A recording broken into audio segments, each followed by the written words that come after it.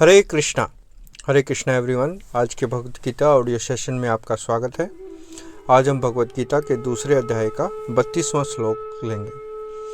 तो सबसे पहले मंगलाचरण।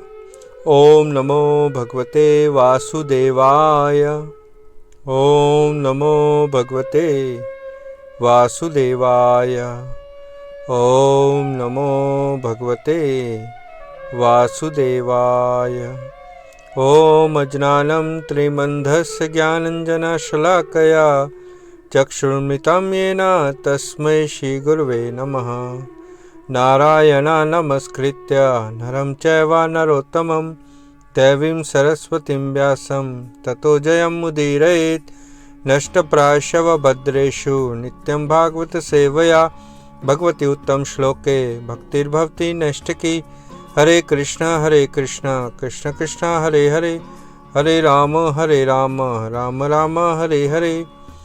जय शिला प्रभुपाद की जय, शिला गुरुदेव की जय, कृष्ण बलराम की जय, श्री वृंदावन धाम की जय, नित्य गौर प्रेमानंदे। हरि हरि बोल। हरे कृष्णा। तो आज का श्लोक है अध्याय 2 श्लोक संख्या 32। यदृच्छा चोपापन्नम स्वर्गद्वारम् अपावृतं सुखिनः क्षत्रियाः पार्थ लभन्ते युद्धमिदृशम्। भावार्थ और तात्पर्य जगतगुरु शिला प्रभुपाद के द्वारा। जगतगुरु शिला प्रभुपाद की जय। भावार्थ। हे पार्थ, वे क्षत्रिय सुखी हैं जिन्हें ऐसे युद्ध के अवसर अपने आप प्राप्त होते हैं जिनसे उनके लिए स्वर्ग लोक के द्वार खुल जाते हैं। तो यहाँ भगवान अर्जुन को जो पिछले श्लोक में उन्होंने स्वधर्म के बारे में बताया, उसी कड़ी में भगवान ये श्लोक अर्जुन को बता रहे हैं कि जो स्वधर्म का पालन करते हैं उनके लिए स्वर्ग लोक के द्वार खुल जाते हैं। तो तात्पर्य पढ़ते हैं। तात्पर्य। विश्व के परम गुरु भगवान कृष्ण अर्जुन की इस प्रवृत्ति की भर्त्सना करते हैं जब वह कहता है कि उसे इस युद्ध में कुछ भी तो लाभ नहीं दिख रहा है, इससे नरक में शाश्वत वास करना होगा। अर्जुन द्वारा ऐसे वक्तव्य केवल अज्ञान जन्य थे। वह अपने स्वधर्म के आचरण में अहिंसक बनना चाह रहा था, किंतु एक क्षत्रिय के लिए युद्ध भूमि में स्थित होकर इस प्रकार अहिंसक बनना मूर्खों का दर्शन है। पराशर स्मृति में व्यासदेव के पिता पराशर मुनि ने कहा है, क्षत्रियो ही प्रजा रक्षन् शस्त्रपाणि ही प्रदंडयन् निर्जित्य पर सैन्यादि क्षितिम धर्मेण पाल्येत। अर्थात क्षत्रिय का धर्म है कि वह सभी क्लेशों से नागरिकों की रक्षा करे, इसलिए उसे शांति तथा व्यवस्था बनाए रखने के लिए हिंसा करनी पड़ती है। अतः उसे शत्रु राजाओं के सैनिकों को जीतकर धर्मपूर्वक संसार पर राज्य करना चाहिए। यदि सभी पक्षों पर विचार करें तो अर्जुन को युद्ध से विमुख होने का कोई कारण नहीं था।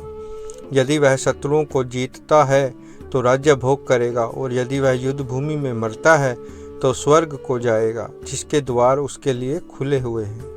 युद्ध करने के लिए उसे दोनों ही तरह लाभ होगा। जय शिला प्रभुपाद की जय। तो यहाँ इस श्लोक में जो शिला प्रभुपाद ने तात्पर्य दिया है उसके कुछ विषयों पर हम चर्चा करते हैं कि भगवान कृष्ण संसार के सर्वोच्च शिक्षक हैं। अर्जुन अपना स्वधर्म को छोड़कर अहिंसा के रास्ते पर जाना चाहता था, परंतु क्षत्रिय होने के नाते उसका कर्तव्य था युद्ध में लड़ना, और युद्ध में तो हिंसा होगी ही। तो यहाँ भगवान बता रहे हैं कि युद्ध करने से अर्जुन को दोनों स्थितियों में लाभ है। यदि वह विजेता होगा तो राज्य का भोग मिलेगा, और यदि वीर गति को प्राप्त होगा तो स्वर्ग मिलेगा। यहाँ भगवान कृष्ण अपने स्वधर्म से भटकने की निंदा करते हैं। पिछले श्लोकों में भी भगवान स्वधर्म की व्याख्या करते हैं। तो इस श्लोक से हमें यह जानना चाहिए कि कैसे यह श्लोक हमारे जीवन को बदल सकता है या कैसे इस श्लोक को हम अपने जीवन में उतार सकते हैं। यही भगवद गीता को पढ़ने का सही तरीका है, जब हम प्रत्येक श्लोक को अपने जीवन में उतारने के लिए पढ़ें। इस श्लोक में स्वधर्म और अवसर का वर्णन है। हम भी अपने जीवन में किसी भी स्थिति में हों, चाहे गृहस्थ हों या विद्यार्थी हों या वृद्ध अवस्था में हों, हम किसी भी जीवन के पड़ाव पर हों, हमें अपने स्वधर्म से विमुख नहीं होना चाहिए। चाहे कितना भी प्रलोभन हो या दुखदायी हो, लोग जीवन की समस्याओं का सामना करने की बजाय पलायन कर जाते हैं, समस्याओं से भागते हैं। परंतु भगवान यहाँ भागना या पलायन करना नहीं सिखा रहे।